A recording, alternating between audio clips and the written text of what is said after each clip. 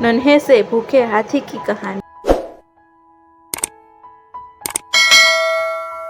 एक था प्यारा सा हाथी, नाम था उसका चिंटू। जब वो नींद से जागा तो उसके पेट ने कहा गुड़ गुड़ गुड़। चिंटू को लगी थी जोर की भूख। उसने इधर उधर देखा, अरे मेरे मीठे मीठे केले कहाँ गए। चिंटू बोला कोई बात नहीं, मैं खुद ही खाने को ढूंढ लूंगा। और वो चल पड़ा जंगल की ओर। तभी उसे पेड़ पर दिखा मिट्टू बंदर। मिट्टू खा रहा था एक रसीला आम। यम यम यम। मिट्टू ने चिंटू को आम दिया। चिंटू ने चखा तो बोला उई उई, ये तो बहुत खट्टा है।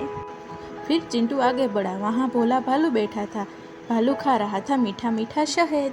भोले ने चिंटू को शहद दिया, पर शहद तो उसकी सूंड पर चिपक गया। चिंटू बोला यह तो बहुत चिपचिपा है। अब तो चिंटू बहुत उदास हो गया। उसका पेट और भी जोर से बोलने लगा गुड़ गुड़ गुड़।